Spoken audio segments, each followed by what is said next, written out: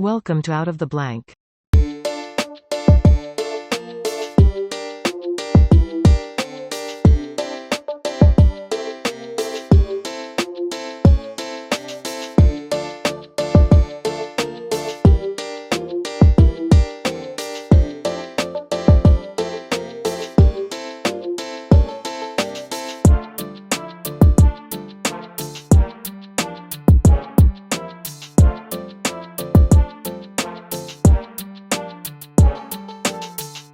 Welcome to another episode of Out of the Blank Podcast. Mark, it's a pleasure to have you on the show. Would you like to introduce yourself to everyone out there listening?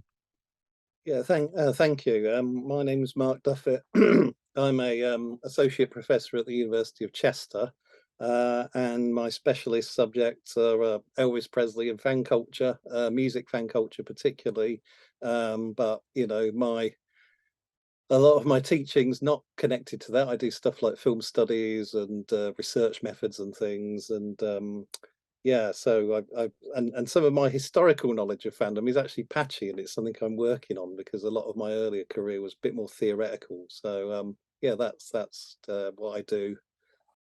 Yeah, do they all have a common correlation? I mean, film studies mixed in with fandom, mixed in with obviously Elvis Presley. I think we talked a little bit off air. I mentioned the example that Elvis Presley was basically, at least in my eyes, the first person to go through all the potholes of fame, getting attached to, the celebrity icon status. I mean, he's still a figure that people wear on their shirts today. They necessarily don't know maybe what his name is just because everybody just seems like to hop on the poppy pop culture trend. People wear a shirt with John Lennon on it and they're like, "Oh, awesome. That's John Lennon." They're like, "Who?" "I'm wearing this is a shirt made from this," and they'll name like a store. And you're like, "Okay, yeah, but that person on your shirt is John Lennon."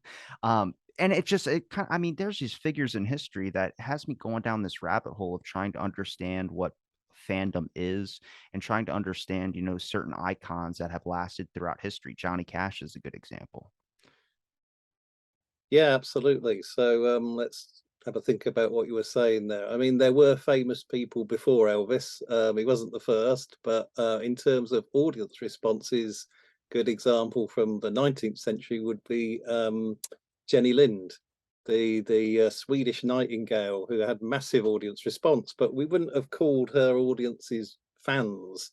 Um, I think that the term kind of began appearing in newspapers at the start of the 20th century, and actually initially in relation to baseball, and then it kind of got moved over into kind of Hollywood for Hollywood celebrities, and of course back in those days, some there were some singers that had huge followings, but it was a bit more rare that their music lovers were called fans. They were called, at worst, things like melomaniacs, as in they were kind of absorbed by the melody, or and also there were obviously a few singers who also had Hollywood careers, so their fandom would have get caught up in that. But some of the early discussions of fandom would have actually linked it to the medium as well. I'm a radio fan or I'm a film fan. Um, and then you move into kind of things like baritone singers and crooners and Frank Sinatra and Johnny Ray, and then it's only in the sort of 50s that you get to Elvis. So there were recognizable labeled fans about before Elvis, but he certainly seemed to hit new heights of fame. Yeah. But where did you particularly focus? Like, did you look at more of the medium aspect? How, like, seems like the fans in the beginning, I would have to think it would be music mostly before television really kind of hit big. And then television kind of inspired a lot of people with Hollywood. I mean, Frank Sinatra has a profile on the FBI website, a whole document, but that's just there's a whole period in time where they were looking for communists in Hollywood. And you're getting into this aspect of like, okay, so when we're talking about Hollywood fame, is that the same as music fame? Is that different from sports fame? I mean, everyone has like a certain thing they prefer more. I like movies over music. Some people prefer music and they have a diehard fan base, but even with the technology now, the medium's not the same. I mean, it might be the same kind of, you know, vehicle that they use, but the whole thing has changed. There's so many individual categories and then specific details that make these fandoms so different. Video games. I mean, that would have never been a thought 50 years ago, 60 years ago, but now you got conventions that happen all the time where people dress up as their favorite cartoon character or their favorite game character. And then you've got those sort of stadium-based esports and all that kind of Yeah. stuff. Yeah, absolutely. So you're absolutely right that the medium affects the fandom, and fandom itself is kind of permeable to these shifts in technology and in society over periods of time. And we look back on music fandom and we think, oh, it's this series of kind of explosions of passion, oh, Elvis mania, Beatle mania, glam rock, glam rock star mania, and Woodstock. yeah, Woodstock. Woodstock. Yeah, Woodstock's another good example. And we think, oh, it's always been the same and it's all the same. But actually, at those different times, of course, fandom, some of the identifications that fans were having were different. Some of the practices they did were different. And they're in kind of different social contexts. So we have to be a bit careful. And the problem is that it's a bit like speaking about musicianship. You're talking about a massive wide field of activity and a role that's, gigantic and is over a large historical period of about, the last 100 odd years. And, things change during that time. And I suppose one of the things that interests me is what relationship does fandom have to those changes and how does it reflect them? Yeah.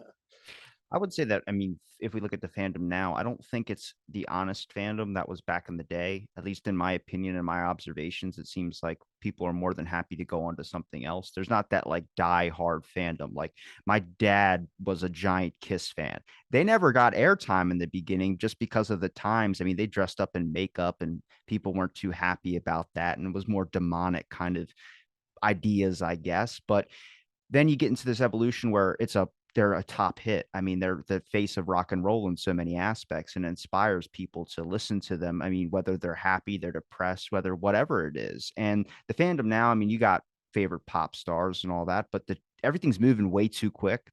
So it's very hard for someone to get invested and then stay invested. I mean, there's so much content out there, and that's just with the use of the internet that, when you get a fan, you want to try and keep them as much as possible because they can really go anywhere else. Yeah, well, I think there are people who are loyal, and there are people from different generations that are loyal to particular things. But at the same time, you're right that our technologies are moving fast, and we're moving fast with them. And I remember, like when David Bowie died, I kind of got on the internet to see what was going on, particularly on Twitter, and people were saying, "I'm not a Bowie fan, but," and kind of adding to the conversation, and it was like I consider stardom a kind of totemic thing. In other words, large amounts of people pay attention to a particular person, and their social status kind of rises because of that. And then, in a sense, their performance is what kind of gives back to those individuals, and they get thrill. And if you see it from that angle, this kind of "I'm not a Bowie fan, but" allows people to kind of join in the conversation, but actually, even if they're not a fan. So there's a sort of a fringe around fandom now of people sort of say, "Well, I'm not a BTS fan, but," and then kind of adding to the conversation. And even I think that went even further when Prince died, or some of the more recent, like the recent fandoms, because you get the sort of, oh, now that this person has died, I bet there's going to be a wave of fake fans kind of spilling out about how important the person was to them. Some of the more cynical people on Twitter were saying that. So totemism has kind of changed, I think, as we're getting into an era where, yeah, these things are kind of moving quickly. Do you find that people react in certain situations, like if someone's a diehard David Bowie fan, has been a David Bowie fan since I guess whenever they first came across him or whenever he first started becoming very, very big, and then David Bowie dies, and someone puts up says, "I'm not a Bowie fan," but then that one person who's been a diehard fan is maybe got a tattoo on their chest or something like that. We know some people that would get the tattoo of their favorite musician or Hollywood actor, and they get offended. It's kind of like home turf territory, I would say. Like, you can talk trash on where you're from, but if someone who's not from where you're from talks trash, you immediately get defensive. It's like this weird aspect about us. And that's like that when I see someone wearing a Sublime t-shirt. I'm like, name me 5 songs, name me 3 albums. I'm not trying to shame them. It's just like a lot of people wear things and they hop onto the idea either because it's a part of the pop culture times. And there's like this weird, you're not necessarily trying to be aggressive, but then somehow you get upset a little bit because you're like, I'm a real fan. And then there's a split off in the fandoms again. Now you have casual fans, and then you have the hardcore ones that would go to every single. Grateful Dead is a great example. I have never listened to a Grateful Dead song, but I know so many people that are like, they were my life. And I'm like, I don't know. Sorry, I'm not one of those people. Well, I mean, you're hitting on all sorts of things there, aren't you? I mean, the Grateful Dead fandom, the Deadheads, you could see that almost more like a subculture where you've got, That's a religion. That's a yeah. religion. Well, I don't use the term religion in relation to fandom, but you can if you want. But there's certainly extreme dedication there. Um, what I would say, yeah, that whole thing of fans kind of reacting to other fans who appear either more casual or different is yeah, it's pretty common, and it's also happens when like a star is local and they break out of the audience of their hometown, and you get a kind of reaction from local fans. I mean, in Britain in the 1980s and 90s, you had bands like Pulp breaking out of Sheffield, and their own hometown fans going, well, I think they've lost it now, or the new fans are not as good as what we were. We were there from the beginning. And you also have it in relation to where my colleague Matt Hills talks about this a lot. He's very kind of good at exploring these kind of sort of theoretical questions.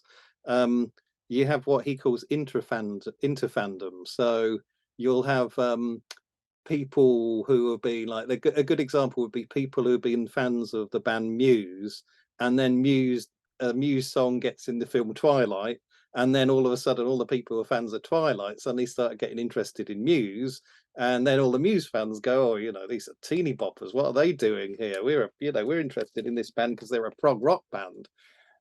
So yeah, this kind of some of the sort of discussions between fans do happen, yeah, for sure. Does that influence new creative outlets, I would say? Like, if we talk about Batman versus Superman, you have people that are from a Marvel selection and a DC selection that are going to be in a theater at once, which is usually never the case. I have friends who are Marvel fans that will never go see a DC movie because they just don't, they have a diehard fandom to Marvel. And I never understood that. I would like, I want to go see whatever superhero movie's out.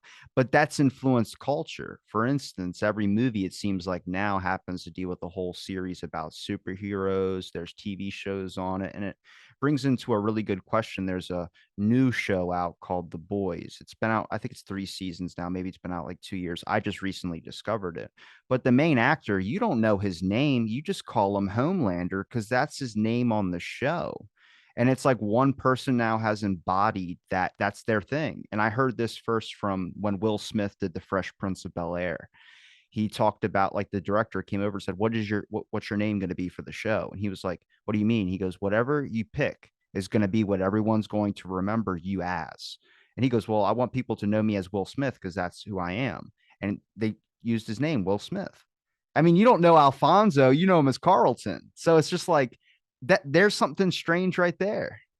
Mm. Oh well, I suppose that there's that takes you into the territory of kind of characters and celebrity images, doesn't it? And stars kind of deciding how to name themselves to be in the public eye. And yeah, I mean, there's all sorts of cases of people picking stage names or going with their real names or choosing something that they think would hit it off with the audience, yeah, in different ways. Yeah, I don't really. I mean, I suppose that is going to have some resonance with when fans find out about the story behind it, and in some instances it may complicate how they see the person. Um, I think they get a probably emotional connection to it, but I think just with the power of everything now, like, especially like if we talk about superheroes again, like Batman versus Superman, I mean, people are going to be more than happy to go and produce a film that's going to involve multiple fandoms to try and get more people to go see it. where it's like, was that ever like that in the past? I feel like Elvis didn't really do a lot of, or any famous musician didn't do a whole lot of collaborations with other bands for just one giant spectacle. But you see that now. You'll see a giant performance or something with 8 or 9 of your favorite. I saw Snoop Dogg play with a reggae band, and I mean, he was Snoop Lion at one point. Yeah, I mean, this is an economic strategy, isn't it? That you either you're looking to introduce the audience of one artist to the other and mutually, and, in which case you might do all sorts of things like recording duets or doing festivals and things like that.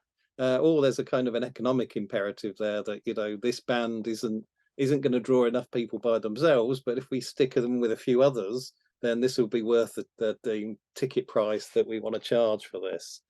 And that that's happened for a long time, and to some extent, I think back in the day, it was to a degree the norm in different places in the music industry. It's not particularly a new thing. You can go back to the jamboree shows on the country circuit in the 50s, or the some of the I was listening to a thing about the history of rock concerts, and it was talking about some amazing bill that I thought, wow, I wanted to see that. It was like Stevie Wonder, the Ronettes, and like about like five other bands.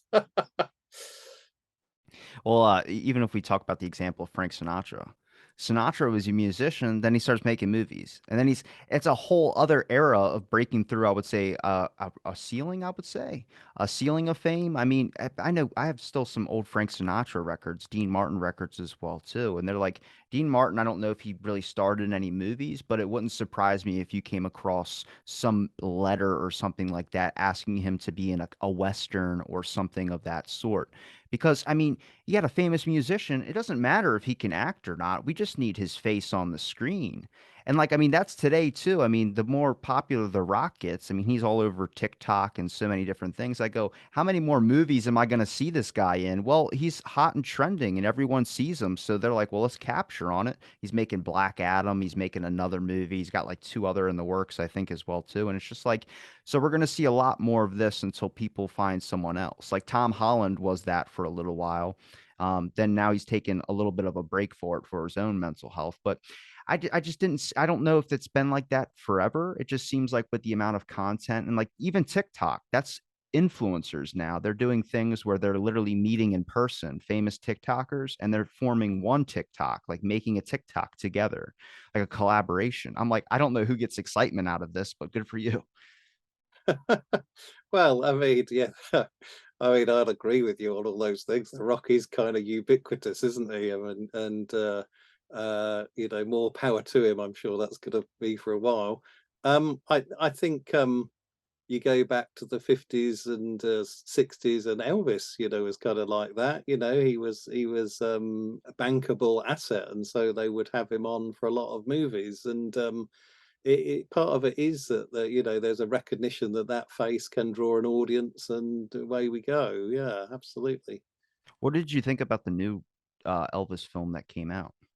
Oh, I wrote about that in the Guardian. When they were asked, I said to them, "Do you want me to do a story on the historical accuracy of the film, because I think it's widely seen as not very accurate?" And they said, "Yeah, we've got a series on that." So I talked about that. I mean, I think I'd follow the general fan opinion that it's kind of stays relatively true to the mythology of Elvis, but kind of plays around a lot with the historical facts, and has kind of erased some things and changed some things. Yeah. Do you think that the film was kind of out there just to kind of bring back one of these characters in history? Like it seemed like for the newer generations, I would use the example of the movie Guardians of the Galaxy. It opened up kids to through Looking Glass, like Brandy, all these types of old songs, Electric Blue Sky. I mean, that was completely a powerful thing back in the day. But then there's a new generation that has never really heard of it, and that film had people playing that in their radios on their car. Oh yeah, well, we've definitely seen that, haven't we, with Kate Bush and the Stranger Things TV show, that that it's certainly possible to kind of reactivate creative interest in artists that still seem to have some kind of relevance, because their music is widely appreciated. So yeah, that absolutely happens, for sure. Um, Well, I think there's a conscious continual effort on the part of Elvis's estate to sort of keep him in the public eye through Hollywood in different ways. I mean, we had before this movie, we had Elvis the Searcher, which is kind of documentary on what Elvis was doing.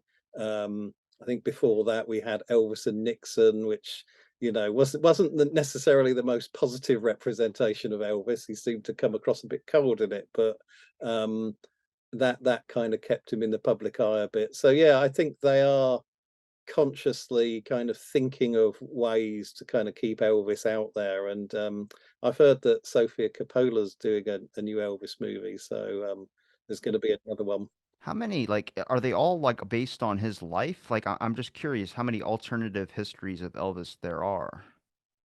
Well, you've got a range of films, haven't you? I mean, some of them are based on his life, many of them, and then you can go to things like Bubba Hotep, which are kind of complete sort of fictional constructions that, just take the character of Elvis and rework them. Although, maybe for copyright reasons, the people who did it might deny that, and rework them into different scenarios. So Grail Marcus did an interesting book years ago called Dead Elvis, where he looked at the idea that Elvis had this sort of festive afterlife where he would be just taken in all sorts of directions by different people. And in a sense, some of these representations continue that, I think. Now, is there any historical accuracy like in any of these Elvis films? Are they all based on like how hard is it to track Elvis's actual history? Did he keep a diary or anything? That's a good question. Elvis, because of his fame and the interest in him, there's more known probably about Elvis than many other individuals. But at the same time, after the 1950s, really, he didn't do that many interviews. Yeah, he did press conferences and things, and there are a few sort of significant interviews, but he didn't do that many. And although many of the people around him have written memoirs and things, some of those are contradictory, and many of those are designed to, attack or defend him in different ways to make money. So when you kind of come down to it, I mean, I was asked to do a podcast about Elvis and karate a while ago. So I decided, oh, I need to know something about this now, look at it in more detail.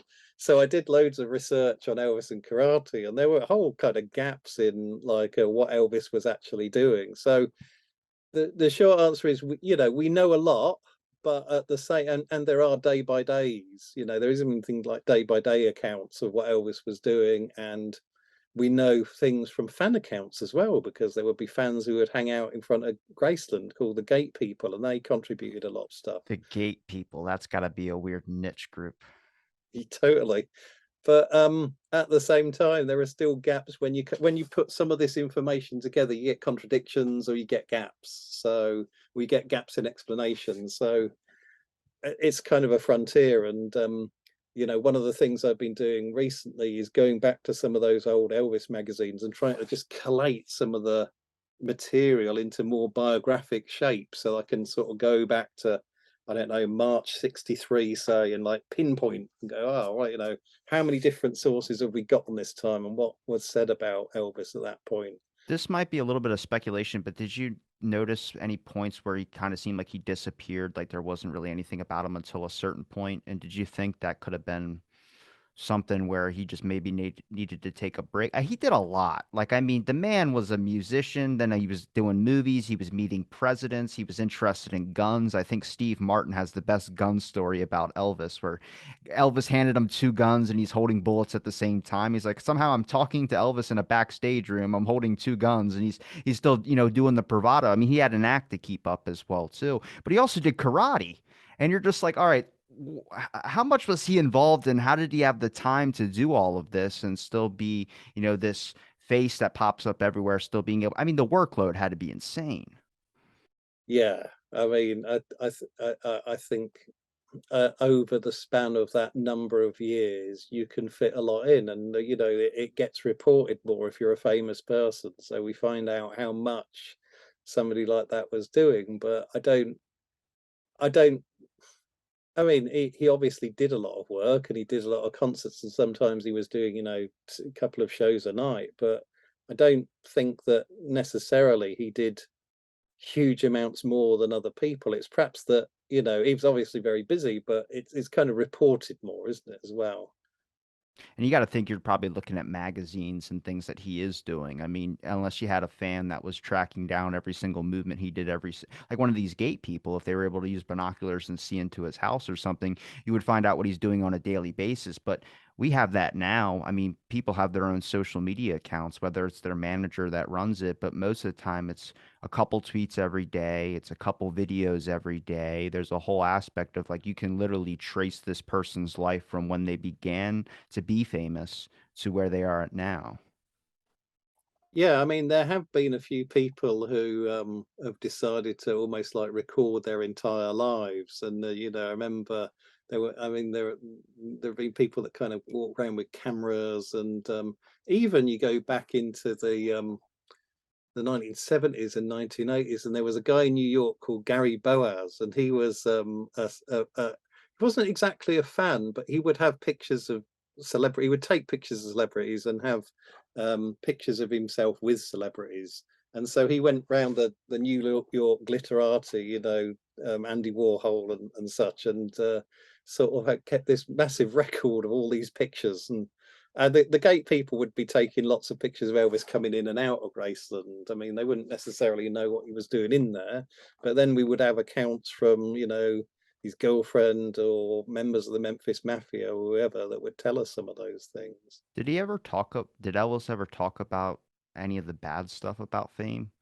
Like, just, I mean, it's gotta, your privacy's basically gone. And even if you do have privacy, I mean, can you trust who you're with to be able to make sure they're not selling your underwear or selling something? I mean, his memorabilia goes for a lot of money today. And I mean, Zombieland 2, I could bring up. The whole thing was trying to find Graceland, basically, during the zombie apocalypse. And Woody Harrelson's character was like wearing or trying to wear Elvis's shoes because they found like a museum that was dedicated to him, and they had like, I mean, I couldn't think of having a mannequin dressed up with like Elvis's, sideburns or whatever it is. And it's just like that's strange, but I mean, that's the life he might have been living, or people might have been viewing him as. I mean, altars and shrines basically built to the man with all of his favorite, first guitar picks, whatever you want to say. And I'm like, your privacy, that has to do something to your mind. Um, well, I think it must take a lot of getting used to for sure, but I guess Elvis had that from a relatively early age, some level of that kind of interest. But I think, yeah, I mean, I think it would be fair to say there have been a number of stars who have imploded under that kind of pressure, and we need to be more responsible as a society in kind of addressing them and helping them. Um, in terms of Elvis, yeah, for sure. I mean, it always interests me that, if you think about Elvis by the kind of, the towards the end of his life, he was living on Elvis Presley Boulevard. That would be a pretty big clue to how kind of iconically famous he was. And I also read somewhere that he ordered or like a kind of a microfilming of a sort of collectivizing all his possessions, so he obviously this is one of the things that interests me, and we know that this also happened in Tupelo in terms of him kind of helping the people in his town where he was born. That Elvis was an agent in his own historicization as well, which I mean, he famously said, didn't he, that the person is one thing and the image is another. So he recognised the split, and I'm sure it must be more complicated for him because going back to what you were saying, he was using his real name for all of that time, and although there's debates about the spelling of his middle name, um, that he wouldn't have been able to make his kind of character separation on that kind of basis. So yeah, it does make you wonder. I can only imagine like being him and then walking into like a restaurant or something and seeing your face on the whole wall and you're like, "Oh, that's really cool." But then you're getting pictures sent to you of everyone starting to use your face on the wall and you're like, "Wait, what?" Like I can remember one, maybe three places, but I can't remember over 1,000 something places that are dedicated basically to your image and who you are as a person. That would just drive you nuts. Well, I think you get to a point where you kind of realize some of that is about the audience rather than you, I would have thought. I mean, I recently had the news that one of my books has been translated to Korean, and that's really exciting. Like, wow! And then I thought about it for a while, and I thought, well, it's really exciting, but it's not because of me. It's because of there's a demand for the information in that particular book on that particular subject, and I think equally, some of these stars and celebrities, they're myth makers, aren't they? I mean, you look, use Bruce Springsteen or somebody, they're involved in a process of making a myth which is their own celebrity image, and when they write biographies and things, they draw on and elaborate that myth. And so I think they know there's a separation, and I think you would have to know there was a separation, else otherwise, your ego would create so many problems you probably couldn't sleep at night at all. Do you think that fandom is more dangerous to the celebrity, the icon, or to the fans? Okay, so I don't think fandom is necessarily dangerous. I think there's a lot of normal people pursuing a lot of normal fandom, and I think there's a danger in if we kind of continually focus on danger, because that sort of implies there's sort of some kind of slippery slope to extremity that fandom will suck us into. And I meant more about understanding, I guess, what the person or like if I would view it from the fans aspect. I think biographies help. Like read Anthony Kiedis's, who's the singer for Red Hot Chili Peppers. I've read his biography, and it's very like you start to understand who this person is. It's not more on an aspect of like, hey, I just like your music. You're like, you've been through a lot. And even if I saw him in a restaurant, I don't think I would like, approach him like I would if I was just listening to his music. Help me understand him. And we have that now. I think like the example I used earlier about Tom Holland. He made a video, I think almost a month ago, saying that he was going to take a break from acting at his young age, basically saying that he just was going through some mental things. And I think it's the same thing as having like a biography. Instead, you can just put the message in a video and share it, and more people would see it. And he got heart emojis and probably a bunch of likes. But I mean, it makes people, when I say, I guess, the dangers, I would say like just when you are listening to someone 24/7, when you're seeing someone on screen, you have this intimate kind of relationship because they're in your head. Their face is basically to a screen that can sometimes be a foot away from yours. It's not necessarily like I'm going to send this person a finger aspect. It's more like this person I admire so much, I'm going to comment until they respond to me. And it's like it can get into that aspect. I feel like this now adds more of an airbag or a brace where it's like people are starting to understand. It's like, oh, wait, he's not just Spider-Man. He's a person, and a person that goes through emotional days, goes through mental days, goes through a bunch of stuff. And it's like a deeper understanding for especially like my generation.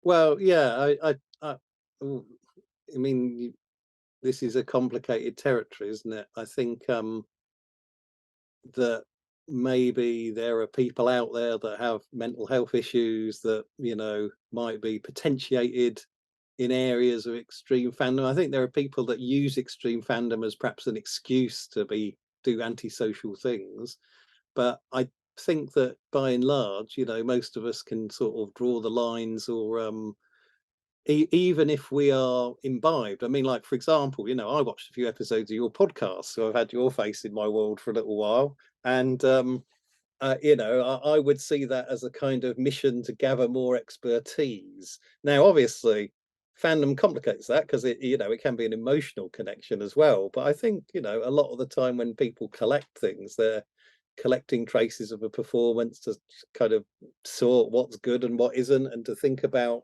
the artist concerned. And so I'm not a believer in the slippery slope kind of thing, but at the same time, I can also see that perhaps as society changes, people's self-esteem changes, people's anxiety changes, and these things may be reflected in all the things that they do, including fandom.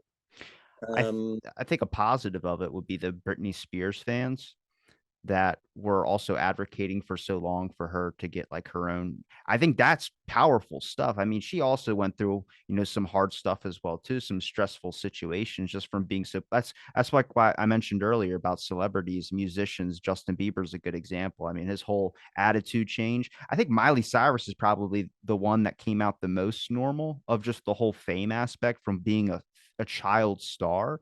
guy from Pulp Fiction, he seems to live like a more of a normal life now as well too. It's just it's dangerous because you're now opened up to so much more. I mean, it's hard being 14 years old or 13 years old and going on like tour trips and then, screaming, standing in front of like a million people. I mean, that's anxiety right there. Well, I mean, I think in relation to child stardom, you probably got a fair point. You know that certainly some of the people who've been child stars, I mean, Michael Jackson would be the archetypal example, have not necessarily come through that process with the best of mental health, and I think that that is an issue for sure. And I mean, going back to the conservative thing, the conservatorship thing, absolutely, that that would be kind of connected with what I was saying before, that those fans, although they were interested in the biography of the person, they developed an expertise to the point where they could see that there was a social issue there that was bigger than Brittany actually, and that they were could use Brittany as a kind of an example for to kind of get changed. Yeah. I think musicians probably have a little bit more of an impact when it comes to someone's mental health, mostly in positive situations. Listening to music is a little bit easier than, I mean, you can watch your favorite movie too. Probably a bad example. Star Wars has the best fandom in that aspect of things because those people will watch, like, I'll watch a couple of them, but some of my friends who are diehard Star Wars fans, they'll watch like a whole marathon of it and they'll keep doing it over and over again. I'm like, all right, you need to take a break from hearing Chewbacca for a little bit and, walk outside. But music, for instance, someone's in a bad mood or going through a rough situation, doesn't really matter what genre you listen to, their favorite musician can really pick them up. I mean, there's a song out there, like I said, I've talked to my favorite singer on my show already. Minimum Wage. I mean, it captures basically like how hard it is waking up day after day, getting paid minimum wage. I mean, it's crap, but it captures a moment. It helps you, drive to work if you're listening to it. It helps you get through another day. Be like, okay, it's not just me that's in this situation. And that's where I say it exceeds as well too. I mean, I think it's called the Metallica family is a good example. That's a whole fandom basically for Metallica that is the most positive, most loving. They call each other a family for a reason. And that's where you see, like, I mean, I don't think I've been to a Metallica concert that ended badly. There's mosh pits, but that's more fun. But it's more positive. Like people will be more than happy to get you a drink if you need something. Or I've seen someone help out someone in a wheelchair before. I mean, that doesn't happen in your common everyday life. Yeah, I mean, those. I think we're sort of dealing in generalizations here a bit, aren't we? Kind of good sides and bad sides to fandom, and fandom itself is kind of a generalization that we're talking about. And I think we have, we have to some degree to put the focus also on the commoditization of information, and that sort of the idea of the bad fan or the dangerous fan is a kind of commoditized kind of trope. It's one of these It's the things. ones you hear about. Yeah, the ones you hear about, exactly. And on the opposite way, the fans that you sort of see in the media also can be visually spectacularly sort of marking their dedication. So there's reasons that fans kind of appear in the media, and if we only build our knowledge on the basis of these mediations of fandom, we end up with a sort of limited set of ideas that are kind of connected to these tropes. But that doesn't mean that, that they're not interesting. I mean, I think Mark Chapman would be an interesting case in terms of sort of perceptions of extreme fandom. When in fact, if you look into the his background, he's basically a person who had been a fan of the Beatles 10 years earlier, but he's significantly mentally ill, and it's his mental illness that creates the relationship that he has with John Lennon. I and never and heard of this guy. oh, he's the guy who killed John Lennon, Mark Chapman. John Lennon was shot, right? Yeah, in front of his hotel. Yeah, yeah. Mark Chapman was the guy who did it. I did not know it was that guy. Yeah, Mark David Chapman, I think his name is. Yeah. Huh. Why did you do it? Is he just so he's just a diehard fan?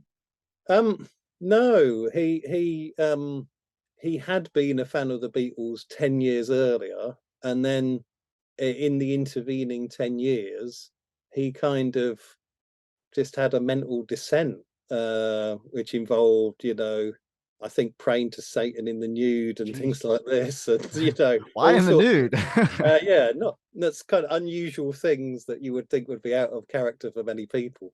And There's something like that with the singer from Alice in Chains. When he died, it hit a lot of people hard. But then they got a new singer, and a lot of people were upset when this new singer came on. Like, how dare you try and fill his shoes? Dude, he sings just like him. I mean, it's almost identical, and they look nothing alike. I mean, the singer for Alice in Chains was, small, blonde hair, really, really skinny. And this guy came on. He was a African American guy, had, I mean, just looked completely different, but their voices were so identical that like your anger just went away, and it was like, oh my god, this is the perfect person to keep this band going. And it's like that with Red Hot Chili Peppers when they switched out their, I like John Frusciante, but they switched out with Josh, who played the Super Bowl and did all that type of stuff, but then they brought John back.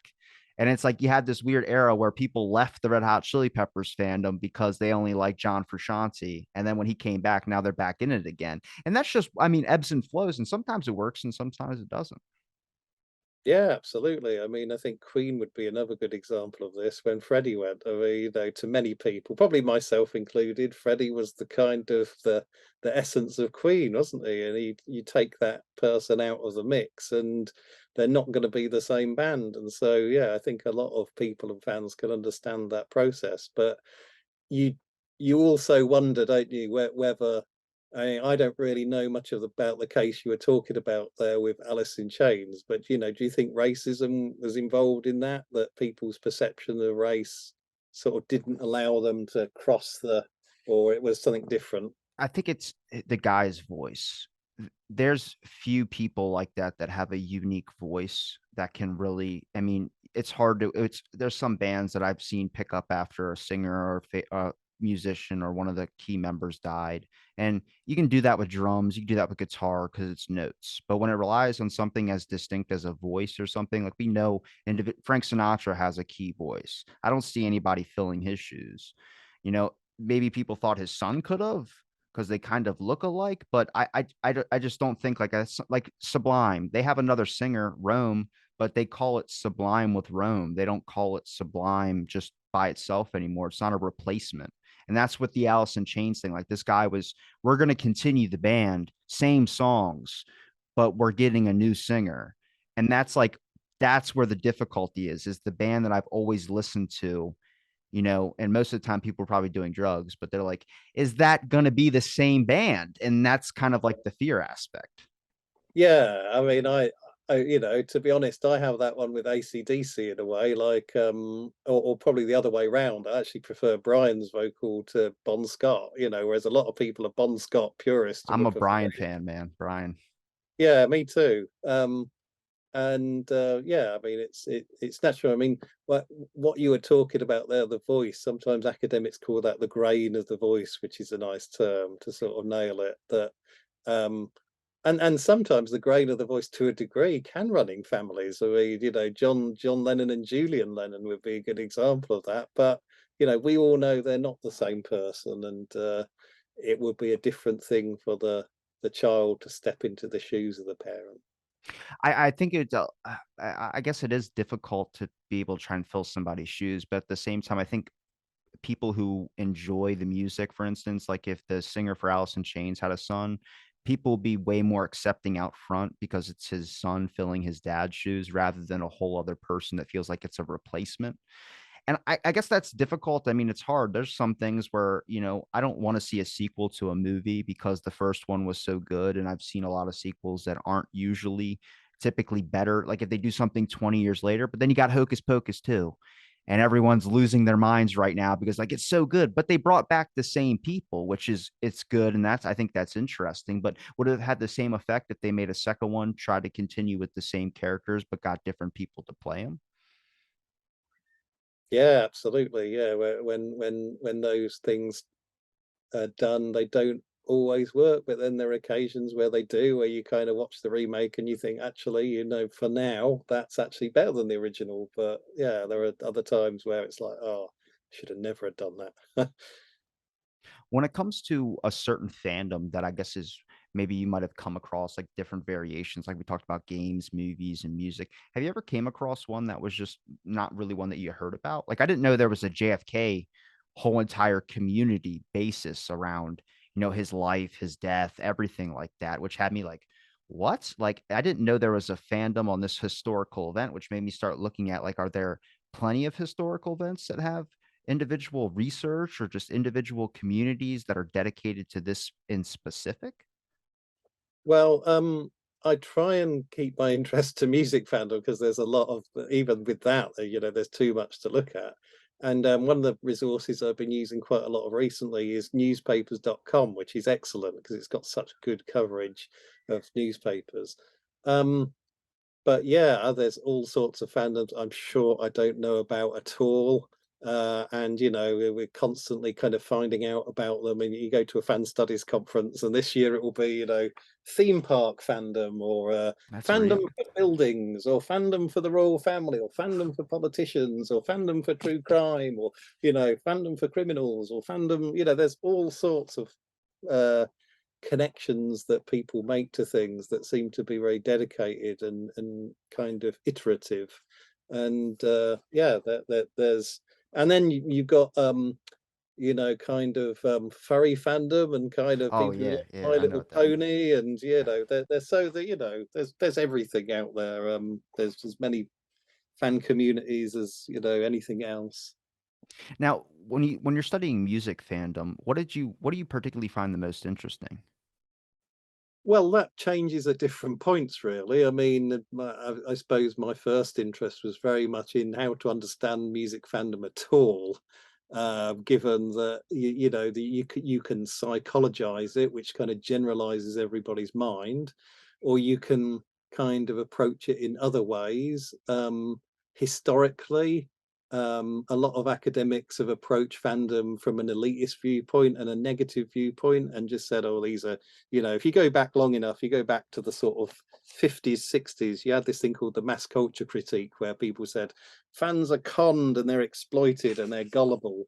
And that all never struck me as a very uh, compassionate, empathetic, or useful way to understand the subject. Is that just from like a marketing aspect, like when it comes to like a record label, maybe? Yeah, yeah. I mean, I suppose in the 70s, you've got a band like the Bay City Rollers that are more famous for their kind of roller mania and the fan responses than they are for their music. So there are bands where that's kind of picked up upon.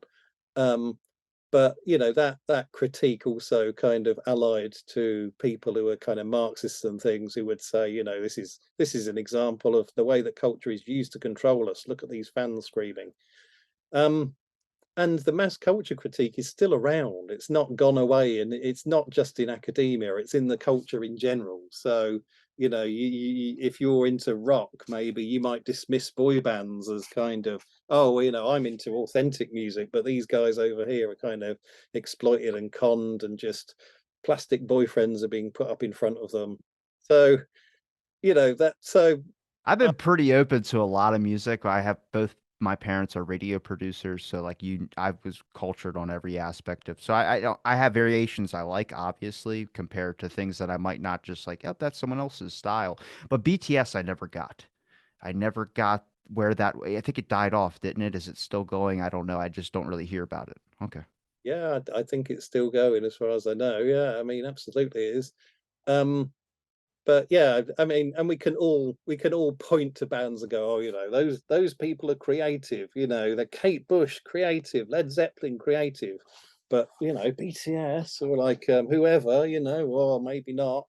And so it kind of creates biases, and so we reproduce the mass culture critique in our own judgments. And so it's in the air, and it's not gone away. But that was the kind of first paradigm, if you like, of academic study of fandom.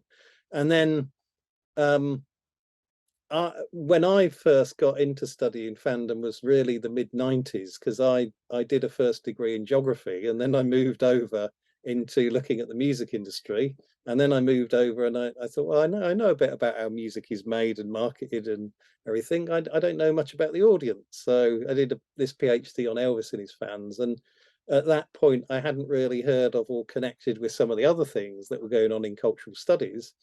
so I had to sort of paddle my own canoe and figure out how I was going to talk about fans. And initially, I thought, well, maybe I could talk about gender, or maybe I could do this. And I suppose this notion of totemism and stardom and reactions to stardom and being kind of stage struck when you met a famous person interested me. So that was the route I pursued. And I went to some Elvis conventions and things and started to learn all about that. And then it struck me that, these famous people have a connection to their performance, and then they get something back, they get a frill or a buzz. And where does that frill or a buzz come from? Well, I hypothesized that it came from the kind of popularity of the person. So the person kind of mediates their own popularity, and if they're down to earth, more approachable, that's even better, because obviously then they're not going to sort of turn you away if you did meet them. um, and so I got really interested in that theoretically. And then some years after that, somebody reviewing one of my papers said, "Oh, that looks like Durkheim's ideas of religion." So then I started looking at Durkheim's ideas of religion, and it did have a mechanism in common with that. And so I got into that and exploring that. But in the meantime, I'd heard about some of the other stuff that's going on in cultural studies, and this centers around people like Henry Jenkins, but also around a number of female scholars, uh, Karen Helligson and other people who are looking at this, what fans do once they get interested in their subject. So, if you're a One Direction fan, you might start making fan art or making fan fiction, and they call this transformative work. So that was another paradigm. So you had the mass culture paradigm where fans were exploited, and you had the this transformative work paradigm, and then you had the sort of psychologists who were sort of forwarding things like the idea of the parasocial interaction. So that's kind of saying, oh, I think I know the bass player from the Red Hot Chili Peppers, because I've read Flea's biography, and I think I know him now. I think you gave me a different member, but they call this the parasocial interaction, which is, they don't know you, but you feel you know them, and then it's in danger of becoming this kind of unrequited love almost. And that didn't strike me as a very useful paradigm either. So I was kind of on totemism.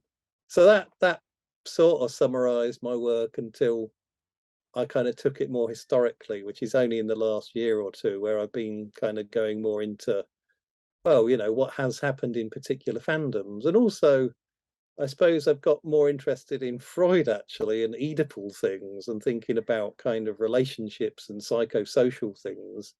Not, I don't think you can generalize them, but then I think there are some things in the culture where there's a sort of a subtext, or there has been. And I mentioned this idea of the plastic boyfriend, or the sort of Yeah. substitute friend, and that would connect with that. So that's sort of summary of a lot That's of kind of things I've done. with just hitting on the plastic boyfriend thing. That's like a teenage pop star trend thing. I mean, I think they even it's mostly with the female fans. And I know there's like I've heard some songs where they do keep descriptions vague when they're talking like about a perfect girl. And that is a marketing tactic. Like if you say, you have an arm on either side. Well, most girls listening to that are probably going to have two arms that are on either side of them, or one arm on either side of them. So that's relating to them in some aspects. I think there's a musician that makes fun of that. His name is Bo Burnham. He wrote a song about just repeating stuff. Necessarily are people listening to the lyrics, or they just like the catchy melody of things? And I think the fandoms are interesting to me because what I started to realize is that you'll find people that are fans of something that you never would think that would be fans of whatever that is. Like there's a popular picture of a elderly lady and she's wearing a Metallica t-shirt and she's at a Metallica concert. Like you don't expect that crowd. You usually expect like bikers, or you expect like people with piercings or just something like that. And you start realizing it's like, oh, there's a lot of people that are getting the same thing out of what you're getting out of it. And then that creates more of like a family aspect in the fandom. Yeah, well, certainly a lot of fandoms will use the term family, and I think that's an interesting term in relation to some of the things we've been talking about. But yeah, you're absolutely right that you go to a concert, and as you say, you look round, and there are all sorts of people there, including people that have kind of been dragged there by other people. But the oh, and there's been a lot of concerts as well where people have gone with their parents. That's a very common thing as well. And so you have all these sort of identifications and cross currents going on, and it this is why the generalizations that people make either tend to come out of the media descriptions or they come out of the genres. So, oh, boy band, that must mean that they're putting themselves up for girls, and that must mean that their fans are young girls. Well, maybe, and when you go to the concert, maybe a lot of the audience is the young girls, but maybe there's gay guys or there's other people when you look around, and it's kind of more sort of variable and complicated than you thought. And so, what are you going to do as a theorist? Well, doesn't strike me that it's very useful to try and sort of map all these diverse identifications and generalize from them, which some people would do. It was better to kind of create a theory that would just sort of house them and box off identification and say, well, can take place in all sorts of ways, but there's collectivity that comes out of it. Did you ever look at the punk movement? I have looked at that a little bit. Yeah, I was in the John Savage archive. John Savage writes about punk, and there was an archive he collected of fan letters that's in Liverpool. And I found this wonderful letter from two very young girls who wrote to Johnny Rotten, and they said, "We are two individualists." And I thought that kind of summed it up, that punk disavow. I mean, punk's really interesting because if you think about the relationship between performers and audiences, when you go back to Elvis, and there's a flirtation, Elvis flirts with the girls on stage and shakes his hips and whatever. By the time you get to punk, it's kind of, everybody's aware of fandom, everybody's aware of fan followings, and we just been through the glam rock era, so that's been kind of all worked over again. And the punks are kind of it's kind of tough love, isn't it? It's kind of, there's much more of a negative kind of sarcastic kind of vibe that comes in, and the spitting and things. And so it's like there's a different kind of frisson or sort of thrill that comes to the fandom. But yeah, the problem is, of course, that the whole punk ethos is, here's free chords, go and make a band. And so we don't want followers. We want you to be your own person, which was in a way an extension actually of the counterculture and David Bowie and the idea of freaks. And so, that like people, the individualism was a big thing in the 70s. But so yeah, sort of punk reworked that in general, but of course they couldn't avoid it, could they? Like people want to be fans. The media kind of assassinated the punk. Whole idea was like, oh, they just want to tear up everything. And I go, well, you have to think around this time period. Everybody's used to wearing like suits and having like this slicked back hair and kind of style. And then the punk movement comes around, and now you got people like embrace your inner rebel. And then there's this whole like, I have a buddy who's all into like punk stuff. He puts a glue in his hair, like just Elmer's glue. And he's like, it's punk. And it's like this idea of like using a word to justify this. And I'm like, well, it's letting your inner rebel out. You got everyone knows about the 9 to 5 work life, and not every single person that's experiencing it. It's like, hey, just relax, let the little freak out a little bit. Same thing with like Kiss. I mean, Kiss inspired a lot of people to dress up, wear makeup, do it. Rob Halford's the best example. Rob Halford dressed up on stage in like black leather chaps and a whip, and people would copy that and be like, it's metal, bro. And no, Rob Halford was gay, but everyone just didn't even think about that. They were like, it's metal. That's an interesting one, isn't it? Because I suppose there is a history of black leather in the rest of popular music. You can go back to Gene Vincent and Vince Taylor at the end of the 50s and start of the 60s, and then Elvis in the comeback special, and then Rob Halford does a sort of fetish club version, which is his own thing, and then everybody goes, "Oh yeah, that's great." Yeah, I think. I didn't know Elvis had black leather. I didn't know that. Oh, in the comeback special. I mean, he had a whole suit made out of black leather, and it was modelled on a denim jacket. So it was like a Oh, jean jacket in black leather, and that's his look in the comeback special. I don't think it looked bad, I guess, but it doesn't sound like it looked bad. But I just feel like that has to be very uncomfortable when you're sweating and moving around on stage. Yes, I'm sure it would have been a bit creaky, I'd have thought. Absolutely, yeah.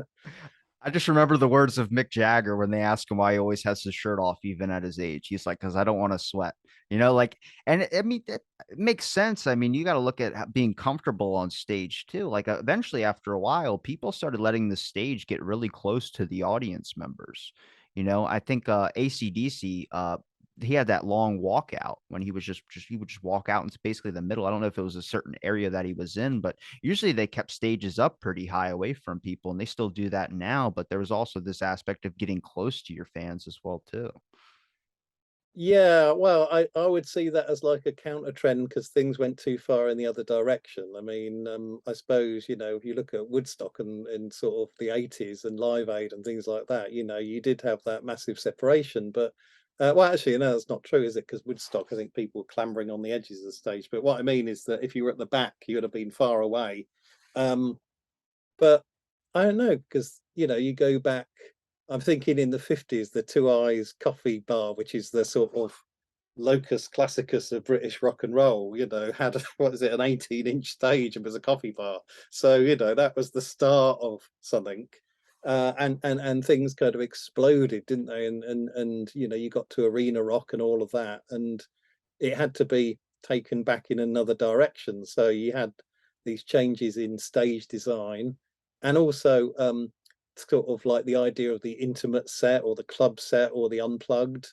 That was a big thing in the 90s. Sort of doing a MTV TV show or whatever with an acoustic guitar and just God, sort what of, happened to MTV, man? That went yeah. that went away. That went away. I'm showing my age now, aren't Well, I? I mean, if you looked at the 90s, I mean, that's basically, I was 97, but that whole era kind of went into the early 2000s as well, too. I mean, Green Day is a good example. They had that song American Idiot. But when they're on stage and I think there's a popular video of Billy Joe Armstrong where he's like, "You're only going to give me 5 seconds, like to finish whatever he was going to do." And he had way more he had to do for that. He's like, "You're only going to give me 5 seconds." And they're like, "Yeah, only 5 seconds." And he just picks up his guitar and slams it on stage and just has like this little thing where like, no. And then he flicks off the camera and walks out. I mean, that was like, they just weren't giving him more time. And a lot of people enjoyed that. But that whole like 90s to 2000s era, it's like Sum 41, all these bands kind of had the same, I would say, vocal thing where it does kind of lead into like the three chord similarities type thing. But I don't know. It was just that was the teenage angst type situation, whether it was just my generation or the generation before. There was this whole aspect of like not being understood that the music was relating to. And that was different than if you look at like the 50s or if you look, before that, there was a whole aspect of I would say, Johnny Cash, Frank Sinatra, Dean Martin. There's plenty of other people out there that were capturing a different vibe. And then you get to the 90s and 2000s where it's all about, there's songs about love, a girl, a car crash. Coldplay was pretty big. Yellow Card is a good example. I mean, you just had a bunch of different situations or different songs. Offspring, Self Esteem. I mean, you had a different, I would say, cultural vibe. Well, yeah, I mean, I think the 90s you had grunge, kind of beginnings of emo, I guess, and in There Britain needed to you be had. a pool with no water in it, and you had to jump in shirtless. That was the example. But I suppose that some of those bands were mixing punk and, well, there's kind of grunge was mixing punk and heavy metal, and then like some of those sort of bands you mentioned are sort of mixing punk and pop, aren't they, in a way? But yeah, I mean, I think there's a whole history of youth discontentment in which is expressed in different ways in at different times, and you can, depending on your politics, relate that back to social things that are going on or the changes in the family or whatever. Yeah. So, how closely linked is social stuff to just music in general, like when it comes to social politics or something like that? Because then I'm starting to wonder, like, what does today's time mean with rap and more of the new agey kind of, I wouldn't say techno, but I would say, I guess it's kind of still rap. I don't know. It just seems like it's like there was NWA. which was like going against like police and, rapping, and that's rap. But then we have stuff today where, I mean, it's not dismissing it. It's a little bit different compared to, a little bit more that relaxed on, like, I guess, freestyle or just people, Eminem's a good example for someone that changed that industry. Hmm. Yeah, I mean, I'm not really the right person to talk to you about rap, probably, but I guess you've got the SoundCloud rappers, haven't you, in more recent years, and sort of reinvention of rap in different ways. Um, yeah, it's certainly moved forward and changed, but as the social, I mean, if you're talking in general about the social significance of music, there's a really interesting book, probably on my shelf somewhere, that I often wave about, called Rebels by Leron Medvoy. And the subtitle is Youth and the Cold War Origins of Identity. So it's one of the few books that I recommend beyond my own. And his um, his take is that figures from 1950s, late 1950s pop culture, the rebels without a cause type people, James Dean and Elvis and other ones, were important in a geopolitical sense on the world stage because, or not just because they were kind of imperial exported everywhere and everybody liked them and took them up in other countries, but because for Medvoy, they kind of modelled what America wanted other countries to behave like. And I don't mean that they wanted everybody to be James Dean in, I don't know, Rwanda or wherever, but they wanted those countries to be kind of young, independent, and rebellious, and therefore avoid the authoritarianism of religious extremism or communism or other things that might prevent free trade. So, free trade and democracy is the American way of kind of creating arguably colonial relations, through trade. Um, and so they wanted countries to establish themselves as kind of free, and these figures seem to embody the abundance that could go with that. And they were, and you say you've got this articulation of these individuals and the consumer boom, and you can then bring that forward into the 60s and think about the way in which people in Eastern Europe were picking up on rock stars, and even through to the 80s, Bruce Springsteen and people, and Western. That's still today as well too. People in Romania and Bulgaria, they're wearing shirts that say Meatloaf. They're wearing shirts that say Def Leppard. It's kind of similar. I mean, some of our culture does that more of a pop trendy way. But if you ask them, like I used to work at a hotel, and we used to get these students that would come over every summer, and they would be like, "Have you ever listened to AC/DC?" You're like, "Yeah, I've listened to AC/DC." Like, what about Aerosmith? Have you ever heard of them? And you're like, what are you talking about? And you realize the music came there a lot later. Like it seems like it kind of is now like there that's what they're it's like a time machine. It's like stepping back a little bit and realizing that that's really popular over there, which I think is interesting. I mean, the best example I could use for musicians that were sparking a movement in a sense was the ones that were, being activists against the Vietnam War. Bob Dylan, so many other ones out there that were writing songs that was sending a message to a lot of people and then also causing people to give a shit. I mean, that's important. Yeah, so all these people that think that fandom is kind of apolitical or kind of irrelevant and unconnected with politics, that one of the entry points connecting fandom and politics is this question of geopolitics. And I think you're absolutely right that although, say, Russia, like, to give an example, did get some rock and roll in the early years, and apparently they used to make the records by using X-ray plates, and it's called music on the bones. They would literally kind of press the music onto X-ray plates in order to sort of propagate it in the underground, because it was also kind of illegal to have parties and things.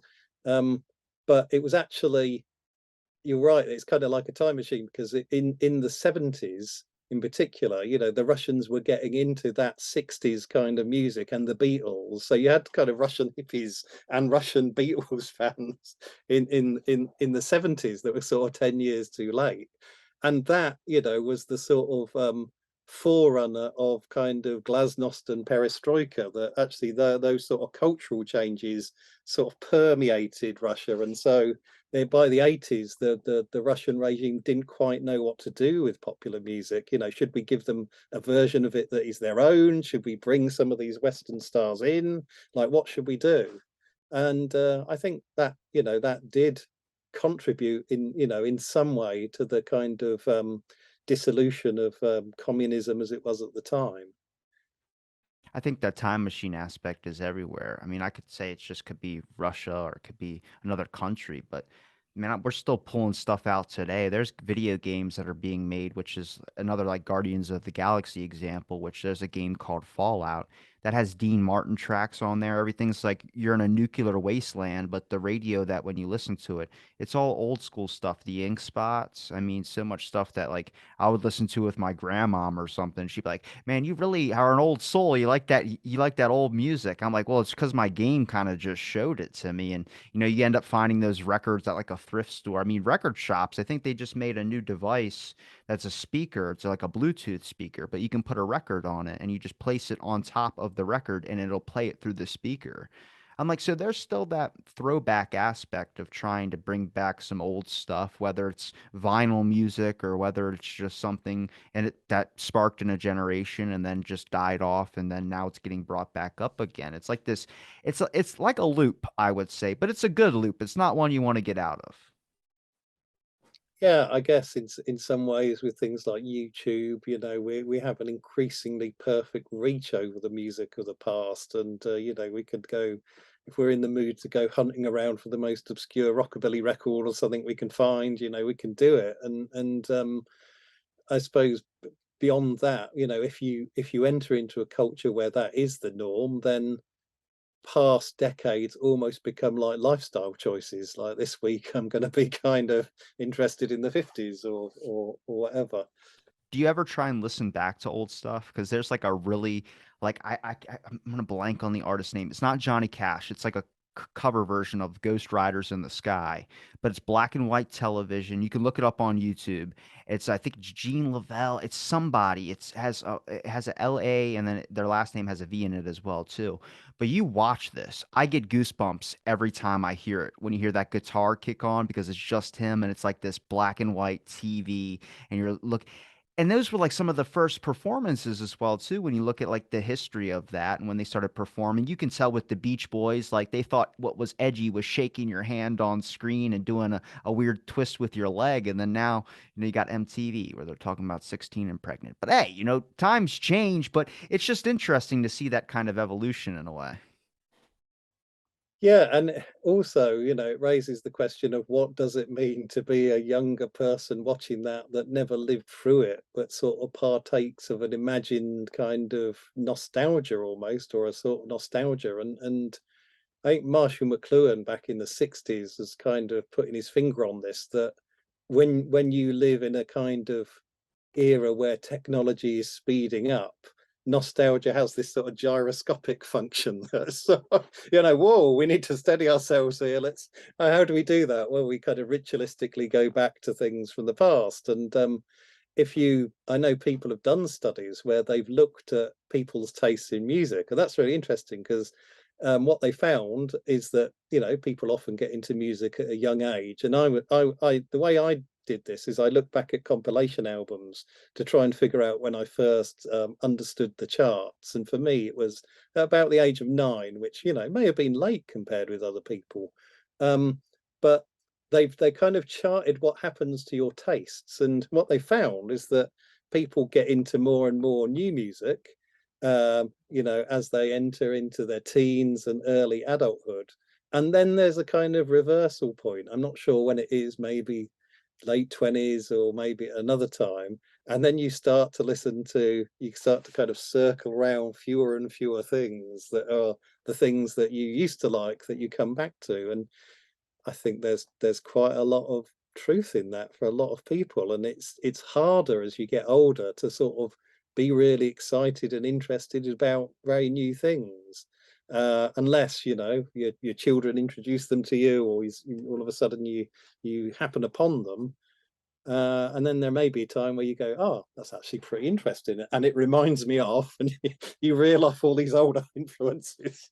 But yeah, what does it mean that we're in a society where that's the norm, that people are kind of, organizing their lives that way? And it must mean that they're feeling that technology is moving fast and that there's a presentism in the society, and that to go back in time is, unless it's for a sort of that steadying purpose, perhaps people feel it's counterproductive. I mean, certainly at some of the conferences I go to, there's a lot of young scholars that are all talking about what's going on now.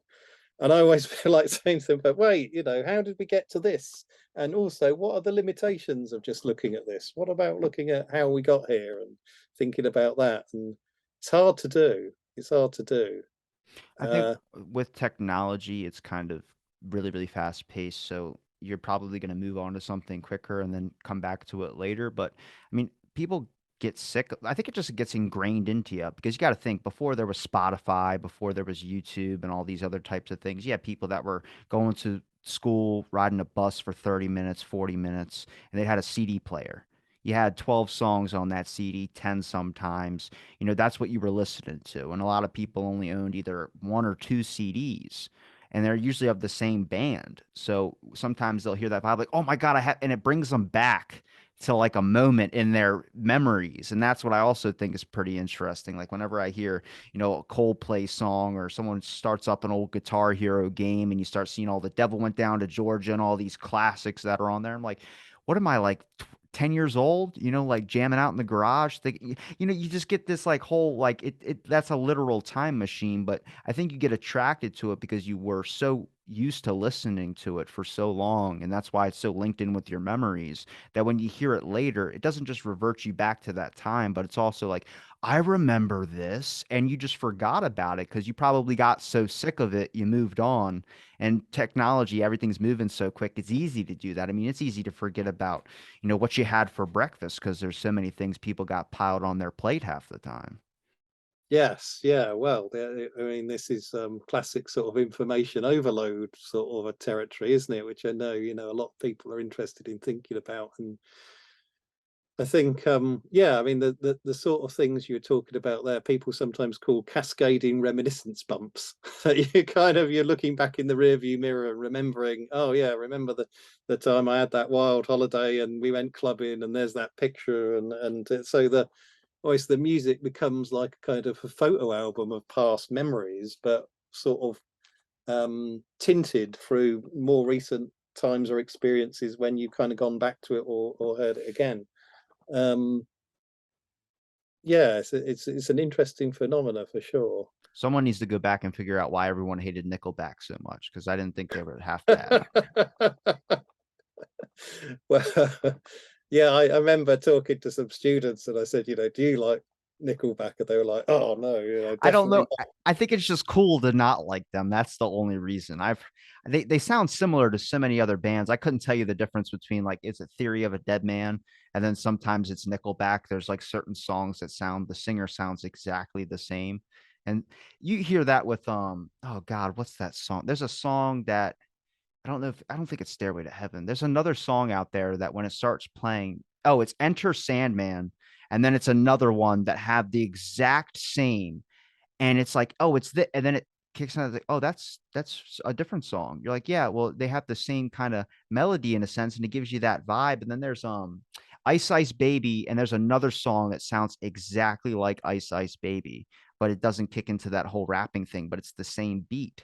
And you're like under about to get pressure, maybe. yeah, you're about to start singing Vanilla Ice, and next thing you know, it's not that song. You're like, wait, what? And then it kicks off into something else. But I Well, he lifted from Queen and David Bowie for that, didn't he? Under pressure, so it might be under pressure. that's what it is. Yeah, that's what it is.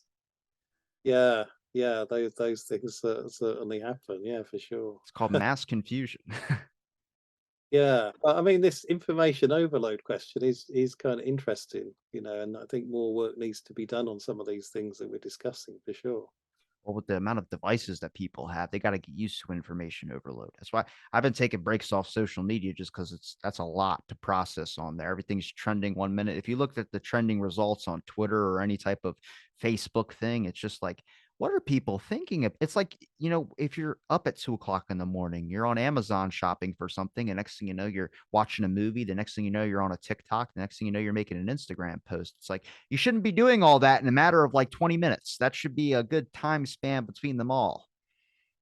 Yeah, yeah. I think people are living at a rapid rate in their engagement with social media, and that is being encouraged and fostered for sure. But I think it's interesting because if you think about some of that kind of rapid use of information, um, where does that leave? I mean, going back to what you were saying earlier, where does that leave fan dedication? And also, when we look at fandom in the papers, it's kind of a barometer of social anxieties, and our but one of our anxieties now is this sort of anxious life of rapid media consumption.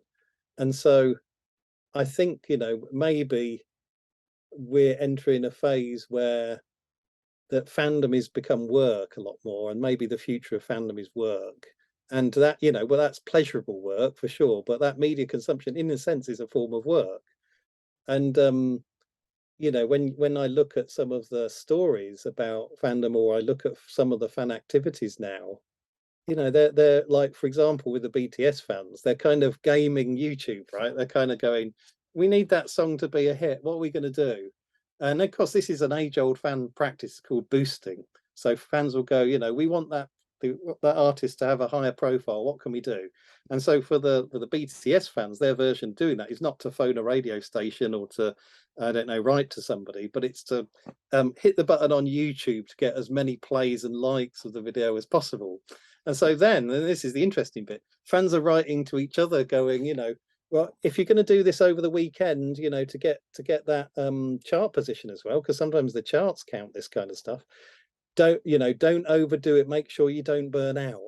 So we've got burnout inscribed within fandom now, which is kind of the opposite of what it was seen as back in the 50s, where this is kind of pleasurable consumption. It might be have an anxiety over getting near to a star, but it's kind of that's tempered with a great pleasure. A friend of mine, past guest, who studies the culture of samurai swords. She lives in, I think, in Japan. She's a BTS fan, but she goes under another profile, which is like her anime profile, and she goes and like finds people's accounts that are talking trash on BTS, and then remove their comments or try and find a way to track who that person is, or there a whole bunch of technical stuff I did not understand when she explained it, but it's just like, whoa, it's just like, but that's the fandom aspect of things. The loyal, I know some people that comment on some of my videos that go like, I don't understand, like, what do you like? How is this not bigger? How is this not this? I'm like, I don't use my social media. I'll post the episode and then I'll go away, which is it's sabotage. If you're a content creator, you need to be promoting your stuff all the time. But I'm like, I socially, anxiety wise, I can't handle all the stress of comments and all that. So I was just like, I'm just going to take a little bit of a break. But people will just type in algorithm, algorithm on the videos and to hopefully trick it up. And then it works. I've seen it spark up to 2,000, 3,000 views on a video before. But it's just like, if you got to do all that, there's a weird thing with the algorithm, and YouTube literally tells you in their guidelines, this is how you work the algorithm. It's not a secret. It's not like a tip trick to do so. It's just if you do these types of things, and it's like, I don't have time in the day to do all that. That is spending your whole life basically for months just on your profile and commenting and liking and following and subscribing, commenting on other live videos and getting people to, see your stuff. And it's just like, I mean, if that's how the game's played, I'll just do it the slow way and just expect it to, pop out there. But I just think it's interesting that you're willing to have people that will like you so much they'll commit to doing whatever need possible that you might not be able to do. Yeah, that reminds me of another book I'm going to wave about, which is that one, "Playing to the Crowd" by Nancy Bain, and then she's put the subtitle is "Musicians, Audiences, and the Intimate Work of Connection." She says that all of this social media age. I mean, we were talking about BTS fans earlier, but this gaming of the algorithm is other fans and bands are doing it. It's not just them. Um, But and that she used to talks happen about back in the day. People used to just, show a record around or try and get a record into stores by talking to the store owner. But this is a little bit different because you're dealing with something you can't physically really see. You just have to kind of type and hope that it works as well too. Yeah, exactly. And I know totally what you're saying, that it reminds me of, I know somebody whose son is in a band, and he said to his son, um, "Oh, I've got a phone in my office. Why don't you come and plug your band?" And someone's like, "No, I want to play in my band." And for you, it's kind of the same, isn't it? You enjoy this process of meeting people and having the conversation, and that's what you want to do. So yeah, I think social media is a kind of maelstrom. I mean, I think my approach to it just is to tell people, oh, I've got a chapter out, or I've got a book out, or whatever. I don't even usually do things like this. I'm happy you gave me your time. Well, I've actually turned down quite a lot of other bigger, like national TV and things like that, because I knew that I couldn't get across an interesting conversation like I'm having now. So there's been things where it's just like, no, that's not going to work, especially with Fandom and Elvis. I mean, these subjects are quite complicated and touchy, and there's It's stereotypes it's one I involved. have not gotten into yet. I saw that there was like a large kind of like I've heard myths, I've heard like conspiracies about it. I've heard so much. I've never dived into the it was Elvis or Princess Diana was one subject I was going to spend like months dedicated just to learning more about, talking to people about it. But it seemed just very complicated, and that's a lot of stuff you wouldn't expect to be so complicated when it comes even the JFK stuff. I thought I'd be done with that months ago after I talked about it once, and you realize no, there's a lot going on. Then you end up reading documents and talking to people from both sides, and you realize it's a whole thing, and you're just like, okay, so every individual, you could probably talk about Pepsi right now, and someone would just get mad or get excited because there's a fandom behind that as well too. And you just start realizing, I think it's like the teams. People like that. Sometimes you get the fun rivalry where it's like Pepsi versus Coca-Cola.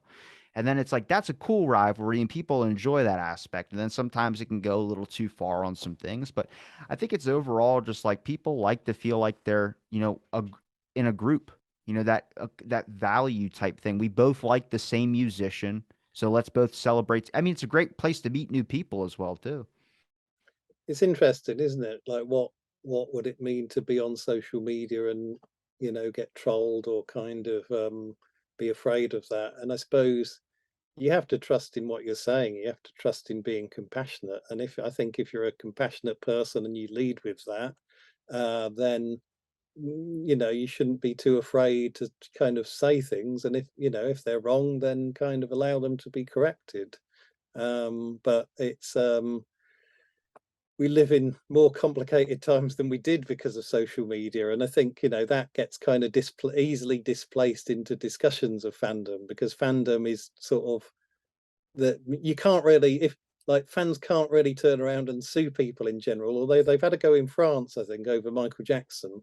But in generally speaking, in law, because fans are such a big group of people, they're not going to individually turn around and sue you for their damaging their reputation. So this allows people to kind of generalize about fandom in kind of quite negative ways sometimes. And so fandom becomes a kind of barometer of those anxieties. And right now we are anxious about social media and doxing and things like that, and surveillance, and Is that those still a things are. thing? Doxing? I stopped worrying that about that a long time ago. Like there's just topics I won't touch. Like there's topics like gender. I just try and like don't even worry about. But I think that one's not even as bad as it was months ago. That was a big thing podcasters would always say is like getting doxed. And it's like, what the fuck? Like say Joe Rogan says stuff that's just out there. And I think he's learned to correct himself on some things as well too. But I mean, it's just people hearing things and they feel like they're taking it a little bit personally as well too, or it's just a misunderstanding. I mean, there's historical events I've talked about from various sides of people that are pro Watergate and anti Watergate. And the comments on that are just ridiculous, where it's just like this person doesn't know this. I'm like, well, they're sharing a perspective. I give everyone a reasonable amount of time to talk to me about it, but if you're actually curious and trying to understand it as well too. But yeah, people that's I mean, they get really attached to things. And I don't think fandom's bad. I think media probably definitely hypes it up a lot too, because the only thing media can really talk about of it is tickets, money, profit, business, everything has to be analytical because how do you be a media outlet unless you're an independent media like a fan who does a documentary that shows you why they love and care about this thing so much? It just doesn't happen. But there's plenty of positives about fandom. I just think it's just weird how different or polar, I wouldn't say polarized, but just different how each side is. Like there's the really, really beneficial aspects and or it goes the complete opposite way. And it's like there's something that everyone's receiving out of the same thing that they're enjoying, but everyone's having a different effect from it. Sometimes it's good, sometimes it's bad, sometimes it's whatever it is. But what causes them to stay connected for so long? What causes them to lose interest? Was it a certain song? Was it just something that just maybe struck them differently? Oh, that's a good question. In my experience, what I found is that when people get into something, they always say they have a personal connection, but what they get into is, in a sense, eventually a group of people with a certain set of values. And you can have different values to that group for sure, but often when fans leave fan communities, yeah, it can be due to changes in their personal lives and whatever, but it can also be down to them kind of feeling that they're not attuned to the values displayed by the artist or the community.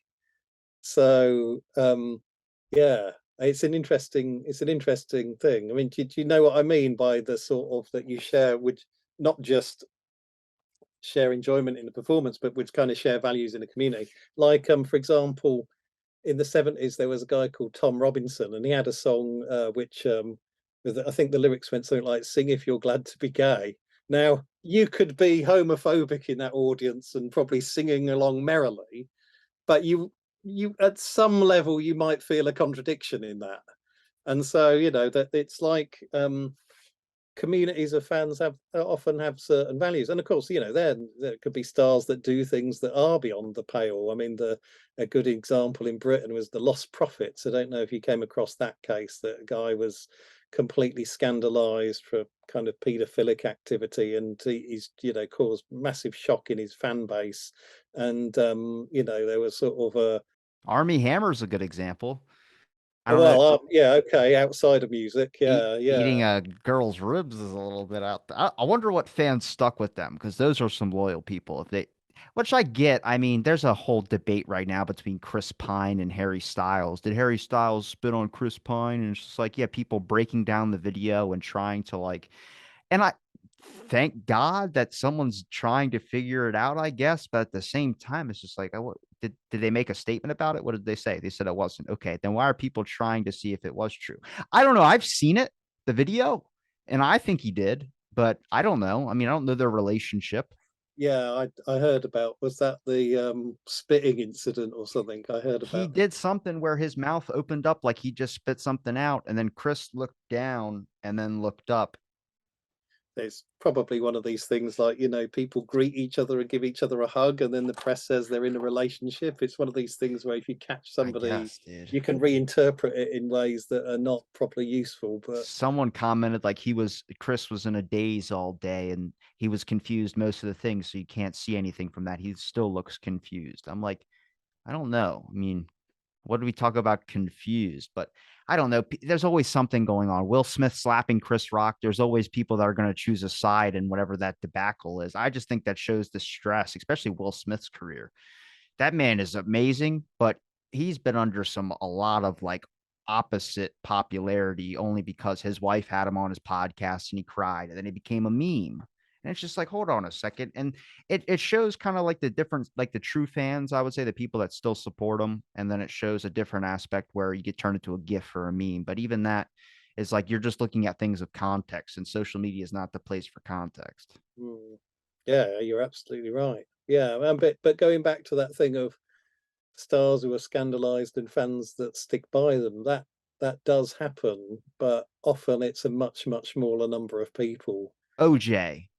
And yeah, I mean, Gary Glitter in the UK is another star that got scandalized in relation to this kind of stuff. And you know, what happens in those cases? Well, as far as I found out, that you know, they often continue their careers or attempt to, but there's a much smaller number of people who stick by them. And often if you talk to those people, they will either kind of rationalize it or say, there's a separation between the work of the person and the person.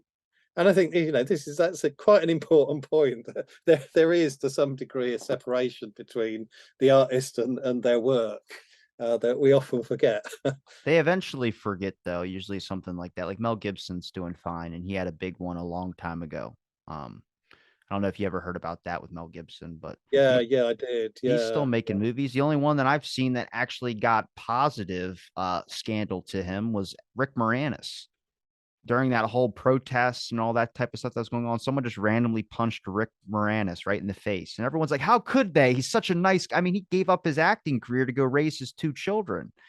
Like, not most people would sacrifice, being a celebrity or all that just to, do something that, I mean, I guess maybe in some people's eyes, it's a normal thing to do, but that was a weird situation that he was put in, and he made a great decision. And, after he was hit, people stood to his defense. Like, how dare someone hit Rick Moranis? He's such a nice soul. He became a positive meme, which rarely happens in this world.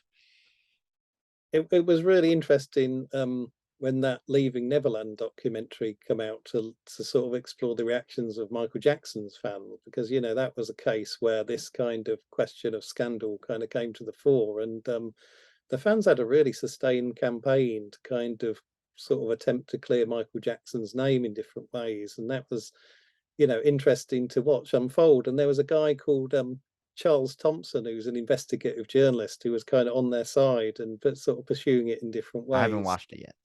It's worth yeah, I mean, if you're going to watch the documentary, it's also worth digging up the MJ Cast, which is the Michael Jackson's fan podcast, and listening to a few of the episodes from around the time, because they sort of put a counter picture and have got sort of different information, and I found that interesting that also they were sort of beginning to flip the script on some of the media. So they were saying, journalists were frothing at the mouth and sort of using the language that had been used about fans to sort of describe the response of the media. But um, evidently, if Michael Jackson did what he's accused of, then that's a horrendous and terrible thing. But I think it's interesting to just watch the um, reactions of the fans, but also that fan media now, because we've got access to them, can give us a different window on things than maybe the mainstream media.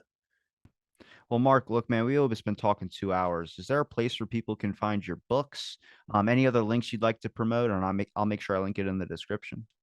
Um, yeah, I've got my own website with my name, which is Mark Duffett with two T's at the end. I'm also on Twitter under the name Sound Research, which is a bit of a pun. Well, I'm going to link all your links in the description. It's been a pleasure chatting, and thanks for listening to this episode of Out of the